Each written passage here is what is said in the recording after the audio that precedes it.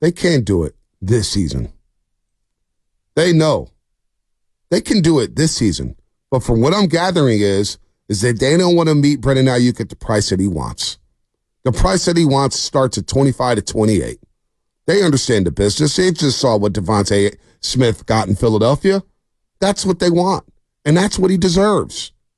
He deserves it. How much better is Devontae Smith than Brandon Aiyuk? How much better is CeeDee Lamb than Brandon Aiyuk? But from a team-building aspect.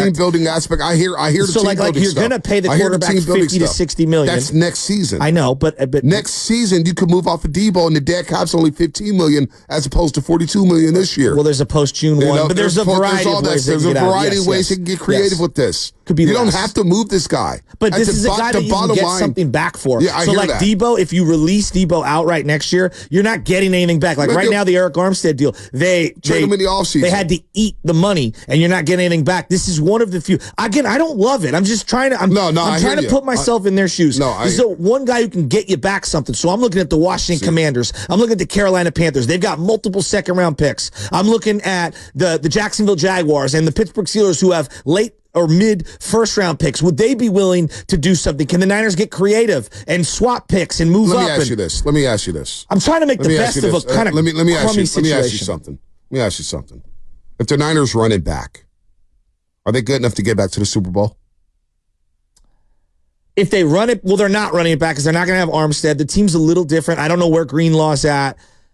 So Greenlaw's going to be out. Armstead's going to be out. Yeah. All right, we got that. Detroit's coming, and Detroit's got all their picks, and I think they'll be better next year. I don't know where the NFC West is going to be at. I like the Rams more than most. Rams will be better. Yeah, you know what I'm saying? This new head coach of Seattle, Seahawks, they're going to be better. So currently presented, you can't stay stagnant in the NFL. You can't stay stagnant. You know? And I think they're in a tough spot. But moving off, your second most productive offensive No, player. that sucks. I don't think you're better moving off Aiyuk. I think we all agree there. But it's about spreading the wealth next year to a variety. Spread the wealth and take a step back? Well, you're a run-first team, right? You're at its core, this is a run-first team. I was hoping, hey, now that you got Purdy, can the ethos of the team mold into a pass-first team? How much are they going to respect the passing game if they don't have Brandon Aiyuk? There's a lot of wide receivers that I love. I don't have the answer to that. I love the Mitchell kid out of Texas. Oh, Adonai Mitchell is a legit player. Adonai Mitchell. He was an ex at two different schools. At Georgia and Texas. I love Adonai Mitchell. I love him. Late first rounder. But I don't know where he's going to be. Early second. Brian Thomas Jr., LSU, high points for football. He's in the red zone, 50-50 balls. Boom. He's a big boy. Big boy. But he's a guy that you're going to have to move up to go get. And Mitchell. I think Mitchell you're going to have to move up to go get. And shorten, Shanahan loves your intermediate routes. The short routes, the intermediate crossers, the quick slants, the quick drags. I'm not sure Brian Thomas Jr. is ready for that. Well, because Jaden Daniels doesn't throw the middle of the field. But I hear you. He doesn't. But middle of the field, if you watch it's a lot of hitches. It's a lot of hitches, no doubt. And a lot of deep routes and stuff, whatnot. Yes. But it works for LSU. That's what they've always been doing for many, many years. They're a factory when it comes to wide receivers. Man, I don't know. We're going to get to the lines in a second here. David Lombardi. Are you preparing yourself? Like I'm asking you right now. I'm sitting back waiting. I'm preparing myself for a trade. I'm personally. It sounds like they're going to trade him. Yeah, it does. And I look. I'm not going to get irate over it and whatnot. I'll look at the conversation. I'll trust the process. Yeah, but I'll still be disappointed. But to me, it's not good business. This is bad business, and this is the type of move. You got Purdy going into a what happened if Purdy takes a step back and then we're going to be pointing, well, you had Brandon Aiyuk. You still going to reset the quarterback market with him? Well, I was going to say maybe they're thinking, we take a step back with the quarterback. Maybe we save $15 million a year. I don't know. Possibly. That's an elite tight end, though. But again, I'm a salary cap nut. But $15 million is a top-tier tight end in the NFL. A top-tier tight end. So every million you save here and there, you could spread all over the place. Let's go to Nathan in San Ramon. Nathan in San Ramon, what's happening? Hi. What's up, Nathan? Hi.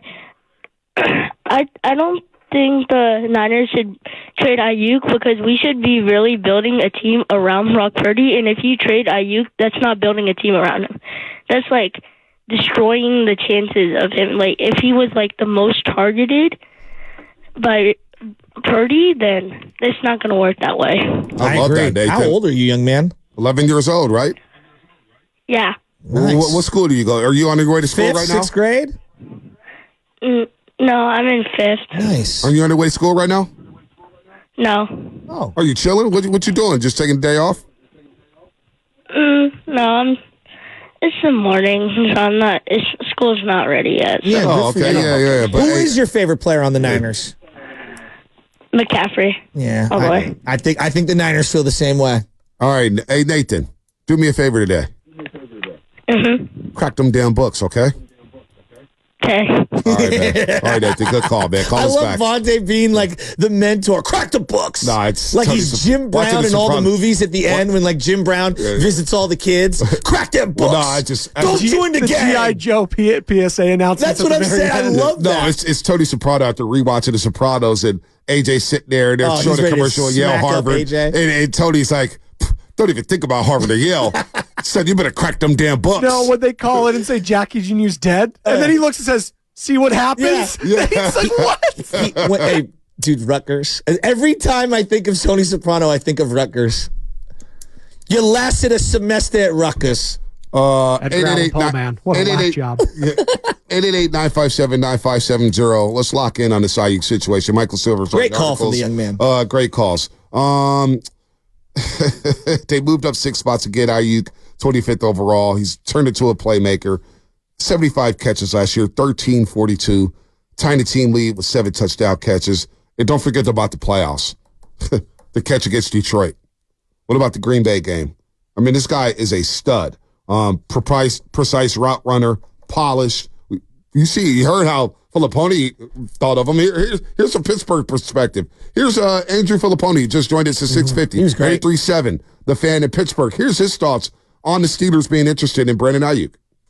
I know for a fact that the Steelers are still very interested. Oh, boy. There are a lot of guys in their front office who are looking at that Eagles model with the A.J. Brown trade and thinking, this is the guy we need to kickstart things for us and bring the most out of our quarterbacks who are one-year deals, Russell Wilson, Justin Fields.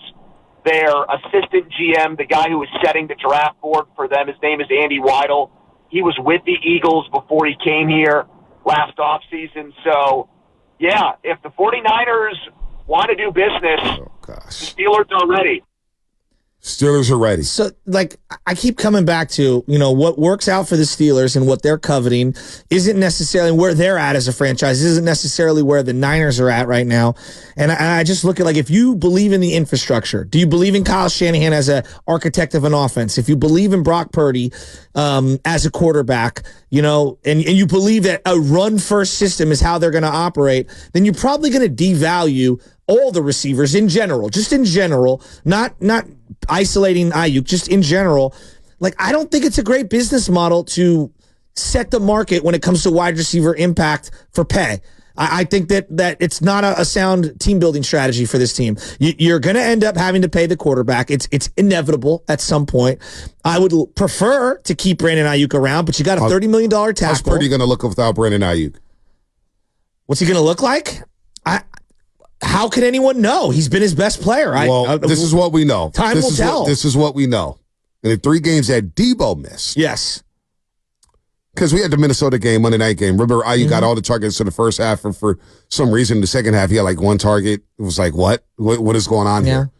Those 3 games without Debo and Trent Williams. So what about the playoff second half when Debo didn't play against the Green Bay Packers and he led them back in the rain? Yeah, with Brandon Aiyuk, right? No doubt. No, and Brandon Aiyuk had one of the big plays of that drive. Right.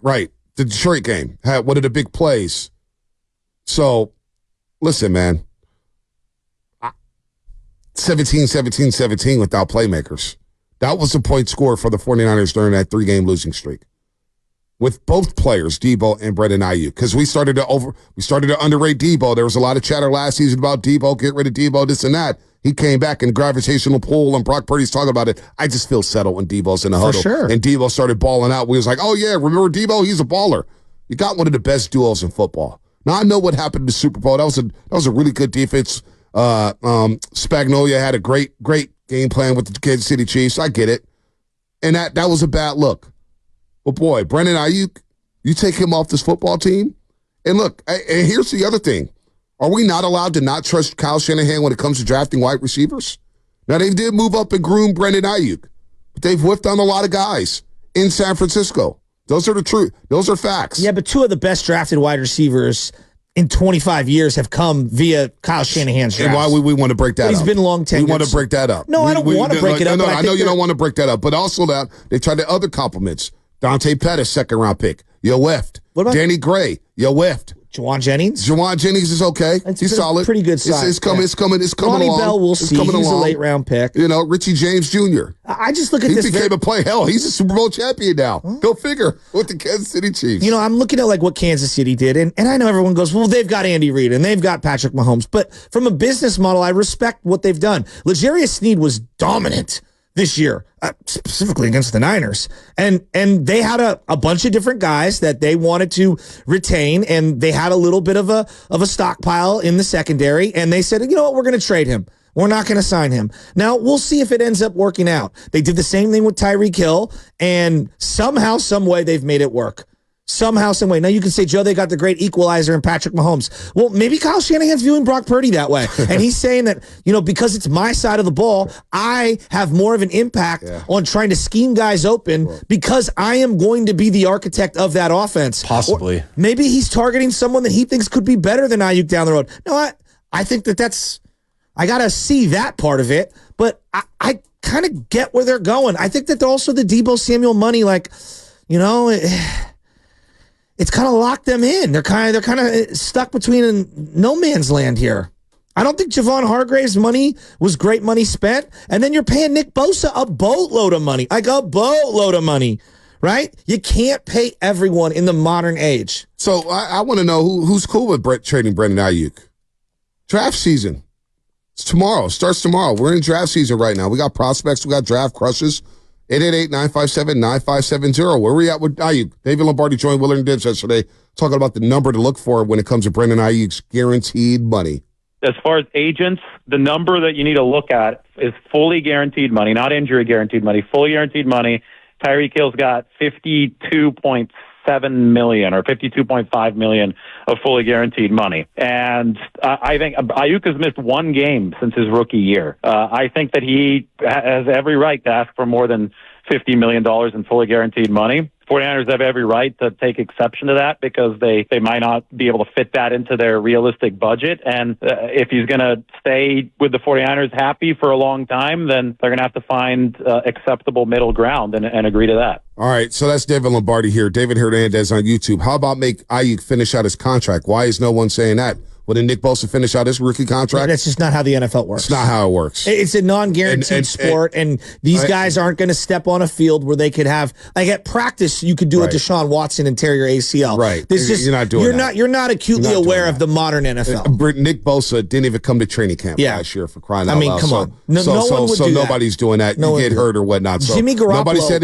Nobody said anything about Nick Bosa doing it. Why is there a problem with Brandon Aiyuk? And Jimmy Garoppolo did the same thing. Right. He wouldn't get on the real practice field until they rework the deal. Exactly. There's lots of examples of guys not getting on the field. This is not like an Aiyuk thing. Aiyuk's not being a diva. He's doing what is right by his business, and the Niners are doing right by themselves. And look, I'm still hoping that he stays on the team because then I don't have to draft his replacement immediately right away, and it opens up my draft board for other wide receivers that I think would be extremely versatile in the slot. They could use this, like Lad McCack, this guy, the Lad kid from Georgia, the kid from Florida, Pearsall would be a great. No, I'm saying that the kid from Georgia is one guy. The kid from Florida is another guy. These would be unbelievable additions to the offense with Brock Purdy. But I can't even look at them if I'm getting rid of Aiyuk because I need a guy who can play X on the line, getting pressed, and play on the outside. Exactly. So now I'm limiting what I'm targeting in the draft. That's why I'm not trying to move this guy. David Lombardi, is there a way for the Niners to trade Aiyuk and become better?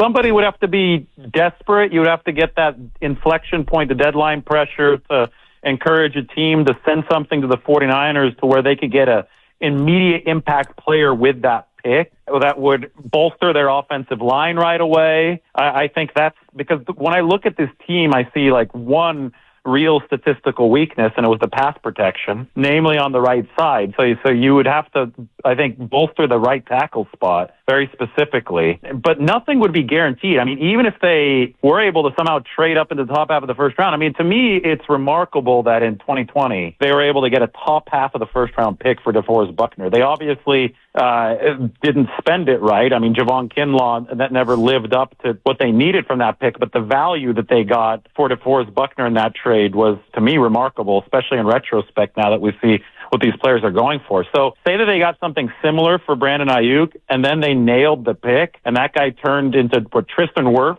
Tristan Wirfs was the good example from 2020. In that case, they could theoretically be better, right? Because their pass protection, the biggest weakness, will have been improved. Yeah, I disagree with that take from David Lombardi wholeheartedly. Everything about it.